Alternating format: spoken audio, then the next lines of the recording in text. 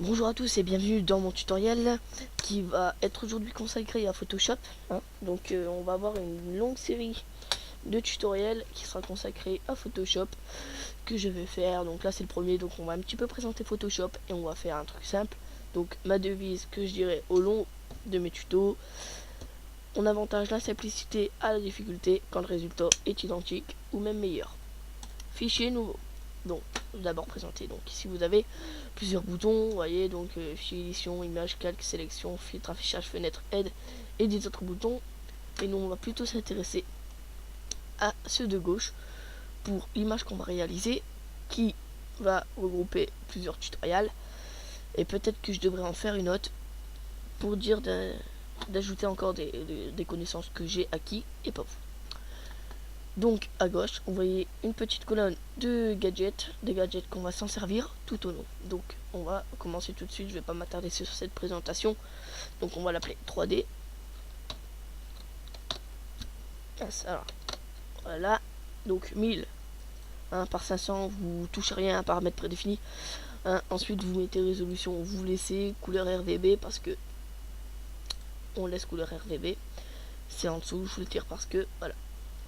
Contenu de l'arrière-plan, là c'est blanc, on peut mettre en transparent, vous aurez des petits carrés mais on va apprendre pourquoi. Voilà, c'est sûr que j'aurai à faire d'autres images pour vous montrer des connaissances que j'ai. Donc pour faire par exemple des des tags sur CSS par exemple ou CS, et que vous voulez pas un fond blanc, vous voulez juste le personnage ou l'image sans rien du tout, et c'est possible avec Photoshop, je vous montrerai plus tard. Et avancer, hop, on a ça, je sais même pas sur quoi on touche pas, et on fait ok, on va avoir un joli rectangle vu que j'ai mis du 1000 par 500 pour avoir notre belle image. On va tout de suite aller sélectionner l'action texte. Donc vous allez à gauche, on va avoir des gadgets et là il y a un gadget texte. Voilà. En restant cliqué dessus, vous pouvez voir plusieurs façons d'écrire. Nous on va faire la basique, donc qui s'appelle outil texte horizontal. Donc voilà. Ensuite voilà, donc on va sélectionner et on va marquer 3D. Voilà. On va le mettre en plein milieu. Vous allez voir qu'on va faire un rendu assez bien. Donc là, on va juste s'intéresser à la 3D. Simplicité, la difficulté, surtout quand le rendu est pareil. Même un rendu meilleur, vous allez voir, je vais tenter de faire. Clic droit sur le calque. Ah ouais, j'ai pas dit ça. C'est la barre, la barre de calque en fait à côté. À chaque fois que vous faites calque, nouveau calque, ou que vous rajoutez quelque chose, comme là j'ai fait un texte et un calque texte qui s'est rajouté. Donc nous on va faire clic droit sur ce calque texte et pixeliser parce qu'on va le bouger. Voilà. On va pas faire un effet 3D à 2 balles. Donc édition, maintenant que vous l'avez pixelisé, donc clic droit, pixeliser le texte. Le calque, excusez-moi. Donc édition maintenant, transformation, torsion. Et là on va bouger tout ça. Et on va faire un joli calque. Waouh waouh. Appliquer. Donc vous cliquez sur la petite souris là en haut. Et puis voilà, donc on va faire clic droit, on va faire une duplication de ce calque. Donc clic droit, dupliquer, et puis là vous allez avoir 3D copie qui s'est créé. Donc en restant cliqué, on va voir un 3D qui va bouger. Donc nous on va le monter un tout petit peu, voilà. Maintenant on va revenir sur le calque 3D, option de fusion, biseautage estampage à 1 pixel, tac, et ombre portée, qu'on va mettre rouge vu que l'écriture elle est déjà noire, ça se verra pas. Et ouais, on fait pas tout à moitié là. Et on fait ok. Ensuite on va créer un nouveau groupe, ça va juste vous faciliter la tâche, vous savez voir pourquoi. Après on va glisser notre calque 3D dans le groupe, pas le 3D copie, et on va maintenant cliquer sur ALT et vous allez voir votre curseur qui va changer. Et on va, comme je l'ai monté en haut, mon calque copie, monter vers le haut avec la flèche du haut. Hop là, voilà. Voilà, donc vous voyez maintenant qu'on a tous ces calques en fait. Vous n'aurez pas mis le groupe, vous aurez dû les sélectionner à part en restant cliqué sur CTRL comme ceci.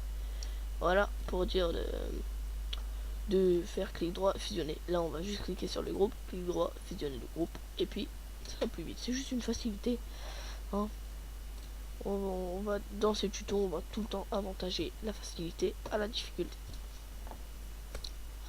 Deuxièmement, on va clic droit sur 3D copie, option fusion, et là on va ajouter une lueur externe. Voilà, waouh, waouh. Blanc à 100%. Voilà, et là on va faire clic droit fusionner avec le calque inférieur. Vu qu'on veut, ça fait un calque 3D en un seul morceau. Et là vous voyez que c'est en un seul morceau. Waouh, waouh, waouh. Maintenant on va faire simple. Donc, ah ouais, j'ai oublié, on va double-cliquer l'arrière-plan sur le petit cadenas pour le déverrouiller. On sait jamais si vous avez des trucs à faire sur l'arrière-plan. Maintenant on va faire filtre. Sélectionner mon groupe 1.